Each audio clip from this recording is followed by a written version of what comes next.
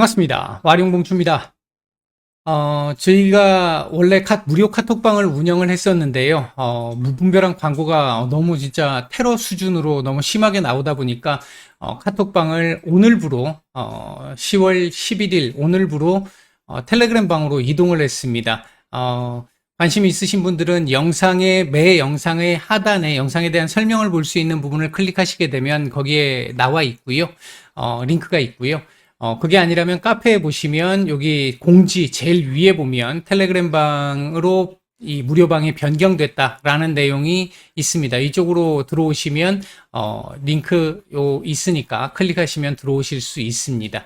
그 외에 텔레그램 저희 VIP 방도 있는데요. 텔레그램 VIP 방 같은 경우에 요즘 뭐 워낙 이 시장 상황이 안 좋다 보니까 다들 힘든 상황이긴 합니다만 아주 견조하고 괜찮은 종목들을 중심으로 해서 편입을 해놓은 상태이기 때문에 뭐 어느 정도 시장이 조금 안정적인 흐름, 제가 기존에 말씀드렸던 그 시나리오대로 간다라고 한다면 어느 정도의 바닥권에서 반등을 조금 더 빨리 만들어낼 수 있는 종목들로 중심적으로 포트가 구성이 되어 있습니다. 관심 있으신 분들, 혼자 매매가 어려우신 분들, 직장인 분들 같은 경우 매매를 제가 사인을 드려도 바로 그 자리에서 사지 않아도 뭐 한 1시간, 2시간 뒤에 걸어 놔도 매매가 충분히 될 만큼의 수준으로 만들어서 이 사인을 드리고 있고 하니까요. 그리고 이제 수익은 이런 식으로 뭐 손절도 있습니다. 손절도 있는데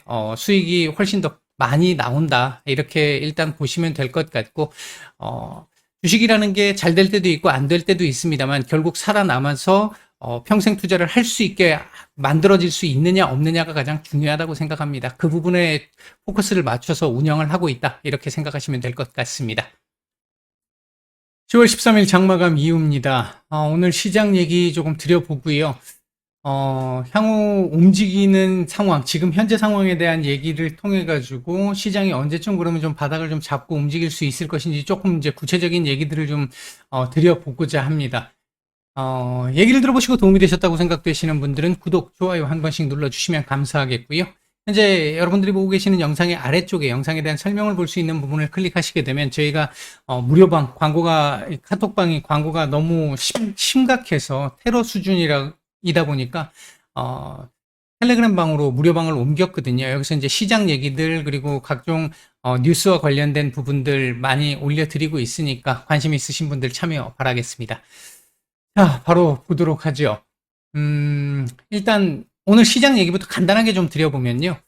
일단은 오늘 옵션 만기일이었는데 별 문제 없이 지나갈 걸로 봤습니다. 외국인 상방 하방 모두 베팅이 돼 있는 상태에서 먼저 뭐 어디를 먼저 할지는 모르겠지만 한 차례 뭐 하락을 하고 나면 이후에 반등을 준다든지 아니면 먼저 반등을 주고 그리고 다시 밑으로 내려 찍는다든지 이런 형태로 나오면서 장중 변동성은 좀 있을지라도 크게 뭐 종가상으로는 무리가 없지 않을까라고 생각을 했었는데 일단은 시장 전체적인 분위기가 좀 좋지 않은 상황에서 아시아 증시 특히 이제 대만 쪽 같은 경우 오늘 눌림이 좀 하락폭이 좀 컸고요. 그 아시아 증시의 영향 그리고 환율 영향도 일부 조금 있었던 것 같고 오후장 같은 경우는요. 그런 부분이 있었었고요.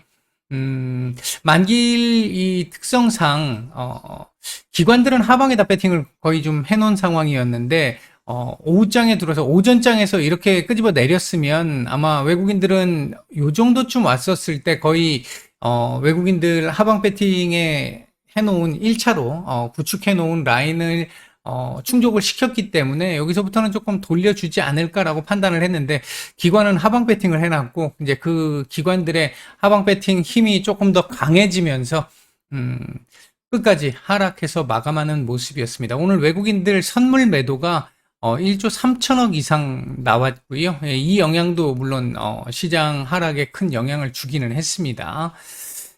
전체적으로 놓고 봤었을 때 오늘 뭐 일부 테마주들 움직이는 정도를 제외하고는 뭐 거의 모든 섹터들 다 하락을 했는데 섹터 전체적으로 보면 모두 하락이고요. 이제 일부 테마주들만 조금씩 움직이는 정도였는데 그 테마주들 자체도 힘을 못 내는 테마주들이 훨씬 많았습니다. 오늘 뭐 상한가가 6개나 코스닥에서 나왔고 코스피 2개나 나와서 8개나 상한가가 나오기는 했습니다만 대체적으로 오늘 2100개, 2200개 가까운 정도의 종목들이 시장에 하락을 했고, 특히 코스닥이 아침부터 게임주들을, 시총 상위 게임주들을 중심으로 이제 급락이 나왔고, 시간이 가면서 급락 이후에 하락폭을 더 키워가는 이런 상황 나오면서 급락이 진행이 됐고요.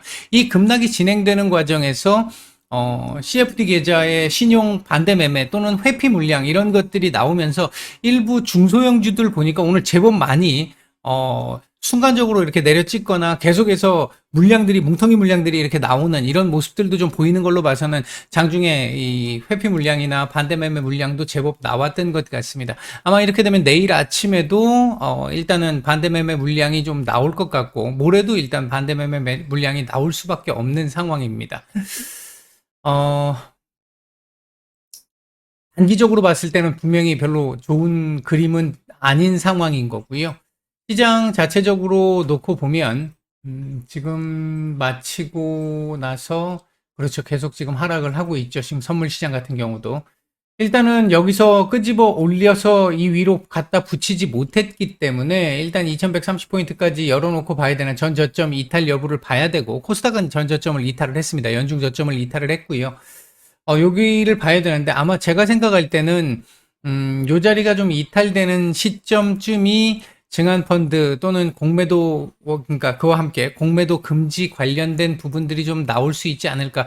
원래대로 생각을 해보면 아마 이 영국 쪽에서 문제가 생기거나 아니면 러시아 쪽에서 좀 더 심각한 문제가 생기거나 이런 상황들이 좀 생기게 되면 지수 급락이 한번 나오면서 막 2000포인트 밑으로 이렇게 이제 일시적인 이탈 가능성 말씀을 드렸잖아요. 그런 상황 정도쯤을 보고 있었는데 지금도 그 가능성은 있고요. 있는 상황인데 최근 지금 언론 쪽이라든지 그리고 이제 개인 투자자들의 원성이 워낙 지금 강한 상황이다 보니까 아마 이 자리 이탈되는 시점쯤부터는 투입 가능성이 좀 나오지 않을까 일단 생각이 들고요. 이게 공매도 금지 관련해 가지고는요. 유관기관 쪽이라든지 증권사 쪽이라든지 이런 쪽에서 공매도하고 관련이 없다 그랬잖아요. 공매도하고 주가, 지수 이런 거 관련 없다 그랬잖아요. 주가 관련이 없다라고 얘기를 했는데 관련이 없는데 이 사람들이 왜 증권펀드 자기들 돈이 이제 들어가는 상황, 증권사나 유관기관에 자기들 돈이 들어가는 상황이 되니까 공매도를 금지시켜야 된다고 얘기하느냐. 그 부분을 생각을 해보면 그들이 지금까지 주장했던 이 관계 없다라고 얘기했던 건 정말 이율 배반이었다라는 거, 눈 가리고 아웅하는 그런 상황이었다라는 걸 충분히 생각해 볼 수 있을 것 같고요. 공매도 제도에 대해서 자체 문제가 있다라고 얘기하는 건 아닌데 우리나라 제도 자체가 지금 너무 잘못되어 있다라는 건 분명하고요. 그거 해소하기 전까지는 좀 진짜 좀 금지를 시키는 게 맞지 않겠나 하는 생각도 듭니다. 자, 일단 뭐, 요 정도 시장 얘기 드리도록 하고요. 일단, 앞으로 상황에 대한 얘기를 좀 한번 해보도록 하죠. 일단 지금 현재, 나와 있는 상황에서 놓고 보면, 요것도 지우고 할까요? 자, 좀 중요한 말씀을 좀 드려볼 겁니다. 자, 11월 FOMC에서는 일단 지금 현재 뭐 그동안 계속 말씀을 드렸습니다만, 75bp 인상 가능성이 높다고 보고 있고, 저도 개인적으로 75bp 올릴 것으로 보고 있습니다. 요렇게 이제 75bp를 올리게 되면, 지금 현재 미국의 시장 기준 금리가 3.25%잖아요. 3.25%인데, 상단이 3.25%인데, 여기서 이제 75bp를 올리게 되면, 3.75에서 4% 정도까지의 금리가 만들어지게 됩니다. 점도표상에 있는 금리가 올 말 점도표상의 금리가 4.5%니까 그렇게 보면 12월에 50bp를 올리면 맞게 됩니다. 자, 이렇게 되면 4.25에서 4.5로 맞춰집니다. 점도표하고 똑같이 가게 되죠. 그렇게 되면. 자, 그리고 나서 이제 내년인데요. 내년에는 지금 현재 시장의 예상 그리고 점도표상에 나와 있는 걸로 따지면 4.75고요. 시장 예상을 반영해서 보면 일부 5%까지 지금 얘기가 나오고는 있습니다. 여기까지는 얘기가 나오고 있는데 그렇다 하더라도 그렇게 되면 내년 2월, 3월 이렇게 넘어가면서부터 시작을 해서 초반에 올린다 하더라도 지금 4.5까지 올린 상태에서 4.75면 베이비 스텝 0.25 25bp죠. 25bp 한 번 올리면 그걸로 끝나거나 또는 한 번 더 가서 25bp 한 번 더 올려서 5%까지 올라갈 수 있는 정도. 요건 될 수도 있고 안 될 수도 있고 지금 현재 점도표상에 없는 얘기입니다. 자, 이렇게 돼 있는데 이거 한번 보시면요. 지금까지 요때까지 75bp를 올리면 4번 연속 75bp를 올리는 겁니다. 자이언트 스텝을 밟게 되는 거죠. 그리고 나면 12월 달에는 50bp로 금리 인상 폭이 줄어듭니다. 50bp 빅스텝이기 때문에 어차피 충격이 좀 크기는 합니다만 그 이전에 비해서 넉 달 동안 계속 올렸던 거에 비해서는 줄어들었습니다. 그리고 나서 그거 끝나고 나면 어떻게 돼요? 그 다음부터는 베이비 스텝 정상적으로 돌아옵니다. 그것도 한 번 또는 최대 2번 정도까지 가고 나면 끝. 그리고 나면 그때 그 이후부터는 홀드 하겠죠. 홀드 하는 모습이 나오겠죠. 자, 이렇게 되면 이걸 가지고 일단 얘기를 한번 해볼 수 있는 부분이 첫 번째는 요거 올리고 나서 11월 2일 날 발표가 납니다. 요걸 딱 올리고 나서 시장에서 만약에 이거 올린 이후에 10월 CPI가 11월 이제 13일 정도에 나오게 되는 10월 CPI가 저는 개인적으로 이제 주택가격 하락과 관련된 부분들이 일부 조금씩 포함이 되면서 조금 꺾일 걸로 봅니다. 오늘 밤 발표되게 될 CPI는 오전에 제가 말씀을 드렸으니까 지금 생략을 하는 겁니다. 코어가 지금 올라갈 걸로 보고 있잖아요. 근데 이제 11월 같은 경우는 주택가격 같은 경우가 조금 반영이 되면서 좀 꺾일 걸로 봅니다. 지금 현재 유가라든지 그리고 이제 곡물가, 뭐 원자재 가격 조금씩 또 올라가고 있는 부분이 있어서 또 조금 애매해질 수 있지 않느냐라고 할 수 있겠습니다. 다만 전반적으로 놓고 봤었을 때 에너지 가격도 그렇고 그 다음에 곡물 가격 앞으로 뭐 어떻게 될지 모르겠습니다만 지금 현재까지의 상황으로 놓고 보면 아주 무리할 정도로 그렇게 많이 올라가는, 그러니까 지난 상반기 때처럼 막 유가 100불 이상 올라가고 110불 막 이렇게 올라가고 하는 상황 아니기 때문에 그 정도까지 걱정할 정도는 아니라고 생각을 하고 주택경기 지표들이 조금씩 반영되기 시작을 하면서 아마 그때부터는 조금씩은 누그러드는 모습이 나올 걸로 보여집니다. 본격적인 건 12월, 그러니까 11월 CPI부터일 것이고요. 이제 그런 측면에서 놓고 봤었을 때 12월 달도 50bp가 아마 맞을 것 같기는 해요. 이제 그렇게 보면 금리 인상의 어떤 그 흐름으로 놓고 봤었을 때 일단 금리 인상폭이 25bp 줄어드는 거고 그 다음 또 25bp가 줄어드는 겁니다. 즉 금리 인상의 피크 아웃이 발생하게 되는 거죠. 이 시점으로 오게 되는 거죠. 11월 FOMC 이후에는. 그러니까 여전히 높기는 해도 꺾이기 시작한다라는 점. 이 부분은 사실 굉장히 좀 크게 받아들일 수 있는 부분입니다. 시장에서 볼 때 가장 두려워하는 것 중에 하나가 금리를 계속해서 올린다. 언제까지 올릴지 모른다. 올리는 폭이 너무 많이 남았다. 뭐 이런 등등의 요인들이 많이 작용을 하는데 그 부분들이 이제 거의 다 정리가 된다라는 겁니다. 그래서 제가 이번에는 11월, 1월 시나리오를 말씀을 드리면서 적어도 최대 1월 정도 이후로는 밀리지 않을 것 같다. 더 이상 딜레이, 1월까지 뭐 11월에서 12월로 딜레이 되거나 12월에서 1월로 딜레이 될 수는 있습니다. 하지만 1월 이후 딜레이는 아마 좀 쉽지 않을 것 같다. 여기까지가 이제 마지노선일 것 같다. 이렇게 말씀을 드렸던 이유도 이제 이런 부분들도 포함이 되어 있는 겁니다. 자, 요게 일단 1차적으로 하나 있습니다. 금리 피크 아웃이에요. 그렇게 되면 빠르면 11월 중순 CPI 확인되는 시점, 늦으면 12월 뭐 금리 인상, 그러니까 CPI 확인하고 금리 인상까지 나오는 그 시점 전후, 그 정도 볼 수 있겠고요.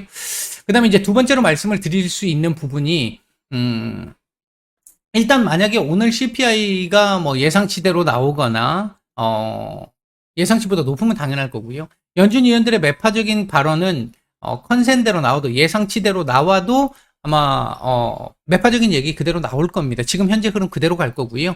다만 일부 위원들 입에서 톤다운 되는 현상들, 제가 이건 9월부터 말씀을 드렸고 10월부터 지금 연준 위원들의 일부 위원들의 톤다운이 조금씩 진행되고 있다 말씀을 드렸잖아요. 브레이너드 연준 부의장부터 시작을 해서 이제 그런 부분들 아마 지속되는 흐름 계속 나올 거라고 봅니다. 근데 지금 현재 계속해서 문제가 되고 있는 것 중에 하나가 이 연준의 4.5, 올해 연말까지 4.5, 그리고 내년 초반까지 4.75, 여기까지 나온 얘기에 대해서 시장의 반발이 지금 적지 않습니다. 이 시장 반발이 그냥 단순하게 뭐 개인 투자자들이라든지 뭐 일부 전문가들이라든지 이런 쪽에서 얘기하는 부분이 아니라 뭐 전 연준 위원들이라든지 뭐 이 증권사 쪽에 있는 CEO라든지 그다음에 이제 저명한 나름대로 네임밸류가 높으신 뭐 대학 교수님들이라든지 이런 쪽에서 지금 나오고 있는 얘기들이기 때문에 무시할 수만은 없습니다. 그 부분 때문에 최근 톤 다운이 조금씩 나오고 있는 부분도 있는 거고요. 여기에다가 플러스 또 하나가 글로벌 국가들에서의 불만들. 지금 최근에 공공연하게 얘기가 나오고 있는 게 달러 강세를 통해 가지고 미국의 지금 이러한 과도한 긴축 정책이라고 하는 이 부분 때문에 미국이 인플레이션을 다른 국가에 수출한다 이런 얘기들이 굉장히 많이 나오고 있잖아요. 공공연하게 얘기가 나오고 있잖아요. 이게 지금 현재 시장의 반발과 함께 글로벌 국가들의 반발도 지금 적지 않습니다. 그러다 보니까 이 압박이 계속 나오다 보니까 어제부터 시작을 해서는 연준 위원들도 글로벌 국가들에 대한 얘기들을 일단 언급이 나오기 시작을 하고 있습니다. 그럼에도 불구하고 미국이 중요하다 이렇게 얘기는 하지만 지금 그 얘기지만 이 반발이 더 심해질 경우엔 계속해서 똑같은 얘기를 반복하기는 어려워질 겁니다. 그리고, 이번 주에 이제 IMF, 그 다음에 세계은행 이쪽에서 연례회의가 있잖아요. 여기서 다른 국가들의 성토가 또 나올 거라고 생각을 하고요. 이 부분에 대해서 이제 미국이 어떻게 반응할지는 모르겠는데, 일단 뭐 지금 현재 상황에서 뭐 180도로 말을 뒤집거나 하기는 어렵겠습니다만, 이 압박들이 자꾸 쌓이게 되면 연준 위원들 자체도 상당히 부담을 계속 가질 수밖에 없는 상황이 될 것이다. 일단 그렇게 볼 수 있을 것 같고요. 그리고 이제 이런 지금까지 말씀드렸던 요런 내용들을 딱 놓고 봤었을 때 오늘 발표되는 이 CPI가 사실 뭐 고용 보고서보다는 조금 중요도가 좀 떨어집니다라고 말씀을 드리기는 했는데 그럼에도 불구하고 뭐 예를 들면 얘는 별표 한 17만 3,625개 정도쯤 되는 그 정도의 비중 정도는 가지고 있습니다. 원래 얘가 갖고 있는 비중이 있으니까. 근데 11월 CPI 같은 경우는 11월에 발표되는 10월 CPI의 경우에는 진짜 별표가 100만 22개 정도쯤 되는 아주 중요한 지표가 될 거라고 보고 있고요. 요것만 만약에 제가 예상하는 대로 조금 이게 꺾이는 흐름 그 정도만 나와줘도 아마 지금 말씀드렸던 부분들 어느 정도 나오게 될 거고 인플레 피크아웃도 보여주게 될 거고 연준 위원들의 톤 다운도 훨씬 더 많이 나오게 될 거고 그때쯤에는 심지어 그때쯤에는 이 연준 위원들이 뭔가 이제 조금 이 홀드 쪽으로 가야 한다라는 쪽의 의견들이 조금 더 많이 늘어날 것으로 보여집니다. 일단은 결과적으로 말씀을 드리면 11월까지 일단 넘어가야 돼. 11월 FOMC까지는 넘어가야 합니다. 11월 2일이죠. 11월 FOMC까지는 넘어가야 되는 상황인데 거기까지 가기가 지금 참 부담스러운 상황이 되고 있는 지금 현재의 모습이기는 한데 11월 FOMC 이후부터 시작해서는 조금씩 뭐 요번 CPI가 만약에 예상치대로만 그냥 나오게 된다라고 한다면 빠르면 11월 중순, 늦으면 뭐 한 12월 정도가 될 수도 있겠죠. 한데 그때부터는 이제 대바닥이 좀 잡히는 시장 이 1년 반 동안의 대세 하락을 어느 정도 일단락할 수 있는 정도의 상황을 만들어내지 않을까. 제가 이렇게 말씀을 드리면 아마 이런 반발의 말씀을 하시는 분들이 계실 겁니다. 영국 문제 지금 남아 있잖아. 영국 문제 남아있고, 그리고, 러시아 지금 침공 관련해가지고, 오늘도 지금 키이우 지역에 또, 상당히 많은 공격을 했다라고 하는데, 이 문제도 지금 남아있고, 그리고 기업들의 경기 침체에 따른 기업들의 실적과 관련된 부분들도 있잖아. 이렇게 말씀을 하시는 분들이 계실 텐데요. 일단 영국과 관련된 부분의 문제는 모르겠습니다. 영국이 진짜 완전히 터져가지고 IMF 구제금융을 다 받아야 되는, 그러니까 나라가 망하는 이런 상황까지 갈 거라고 보지는 않습니다. 그렇게 된다라고 한다면 14일 날 종료 예정인 채권의 무제한 매입 관련해 가지고는 아마 연장 가능성도 지금 일부 조금 높아져 가고 있다라고 보고 있고, 만약 종료를 한다 하더라도 수요일 내로 다시 또 재개를 하는 상황이 나올 수도 있습니다. 왜? 이거 종료를 딱 하고 나면 그 다음 주부터 시작을 해가지고 또 영국의 국채 시장 완전히 또 흔들리는 상황이 크게 나올 겁니다. 그렇게 되면 또 마진콜 상황 또 나올 거고요.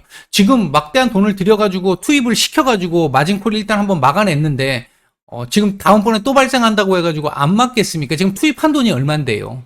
그 부분을 생각을 해보면 밑빠진 독에 물을 붓는 상황이지만 지금은 한번 벗기 때문에 이제는 계속 벗어야 되는 상황이 당분간 나올 수밖에 없다라고 보면, 일단 이 상황이 바로 해소되고 끝나는 상황은 나오지 않겠지만 최악의 상황은 계속해서 어느 정도 막아가면서 버티는 상황이 나오지 않을까 일단 보고 있고요. 그러니까 더 이상 악화는 안 될 것이다라고 보고 있고요. 그다음에 이제 러시아 쪽 관련된 얘기는 이건 뭐 변수가 너무 많아서 뭐라고 말씀을 못 드리겠습니다. 일단 오늘 나왔던 얘기는 뭐 푸틴이 이 티르크를 이 중재자로 놓고 협상에 대한 얘기가 나왔고, 젤렌스키 우크라이나 대통령이 이때까지 뭐 협상 없다라고 딱 못을 박았었는데 오늘 또 발표한 내용에 따르면은 절대라는 건 없다 하면서 대화의 이 끈을 이어가는 흐름들은 일단 흐름들은 좀 나왔고요. 그런 말이 나왔고요.